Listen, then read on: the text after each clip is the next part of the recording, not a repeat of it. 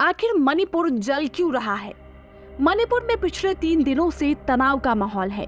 आगजनी और हत्या की खबरें दिल को दहला देने वाली है। नमस्कार, स्वागत है आप सभी का एपीएस टॉक में। मणिपुर में प्रशासन ने धारा 144 लगा दी है। राज्य में इंटरनेट सेवा भी बंद कर दी गई है। मिलिट्री फोर्स को तैनात किया गया है और साथ ही दंगा करने वाले को देखते ही गोली मार देने के भी आदेश जारी हो चुके हैं।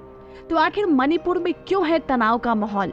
क्यों ही है मैथी और कुर्की समाज के बीच ये हिंसक लड़ाई? आइए आपको समझाने की कोशिश करते हैं इस वीडियो के माध्यम से।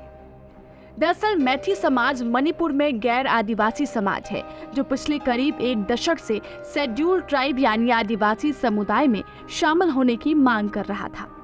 हालांकि मैथिल समुदाय के लोग मणिपुर में बहुसंख्यक है, जिनकी प्रदेश में कुल आबादी 50% से भी ज्यादा है। मैथी समुदाय की मांग पर सुनवाई करते हुए 19 अप्रैल को मणिपुर हाईकोर्ट ने एक फैसला सुनाया, जिसमें राज्य सरकार को 4 सप्ताह के भीतर मैथी समुदाय को अनुसूचित जनजाति श्रेणी में शामिल करने के अनुरोध पर विचार करने के लिए कहा था।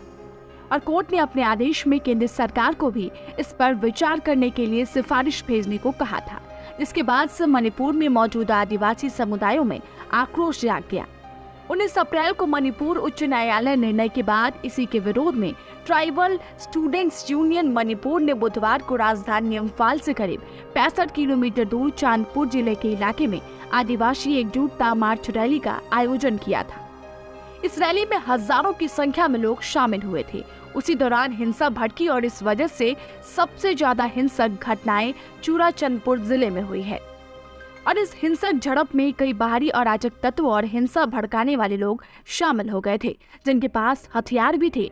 जहां दोनों साइड के लोगों ने एक दूसरे के घर जला दिए और भारी हिंसा फैल गई। लेकिन कोर्ट के इस निर्णय से इतना बवाल क्यों हो गया?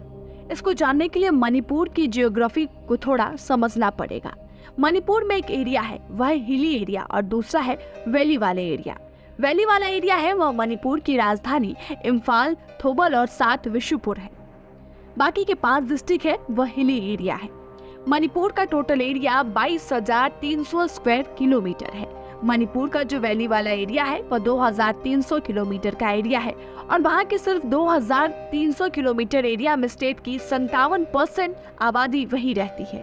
बाकी का 20,000 किलोमीटर एरिया जो हिली एरिया है वहाँ स्टेट की 43% आबादी रहती है। ज्यादातर मैथी समुदाय है वह स्टेट के वैली वाला एरिया में रहते हैं और कुर्की का नागा समुदाय के लोग हैं वह ज्यादातर हिली एरिया में रहते हैं। वह लोग एसटी यानी कि शेड्यूल ट्राइबल कैटेगरी में आते हैं। मणिपुर में एक स्पेशल लैंड रिफॉर्म एक्ट है।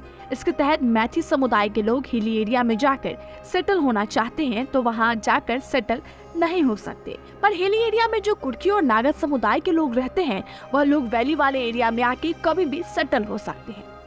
लेकिन इस हाईकोर्ट के फैसले में मैथी समुदाय को अनुसूचित जनजाति श्रेणी में शामिल करने के अनुरोध पर विचार करने के लिए कहा था, जिस वजह से हिली एरिया में रहने वाले लोगों को लगा कि अगर मैथी समुदाय को अनुसूचित जनजाति श्रेणी में शामिल कर लिया तो वह भी हिली एरिया में सेटल हो सकते। मणिपुर की असेंबली की 60 सीटें हैं और आबादी के हिसाब से सीटें बांटी जाती है। इस वजह से मैथी समुदाय का वर्चस्व 40 सीटों पे ज्यादा है, इसलिए उसके पास पॉलिटिकल पावर का एडवांटेज भी है। हिली एरिया में रहने वाले लोगों को लगा कि उनके हक छिनने जा रहे हैं और स्टेट में जो आबादी ऑलरेडी बहुमती है, पॉलिटिकल पावर का एडवांटेज भी है, उनको ज्यादा हक दिया जा रहा है। यही टकराव का मुख्य कारण भी है। फिलहाल राज्य में इंटरनेट सेवाएं बंद कर दी गई है। केंद्र सरकार ने राज्य में धारा 355 यानी कि स्टेट इमरजेंसी लगा दी है और सुरक्षा का सारा काम मिलिट्री ने संभाल दिया है। काफी लोगों को सुरक्षित जगहों पे ले जाया गया है।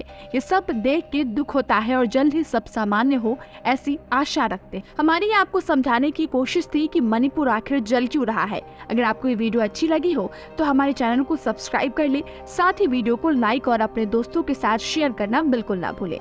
मिलते हैं अगले वीडियो में, तब तक मचाते रहो। जय हिंद, जय भारत।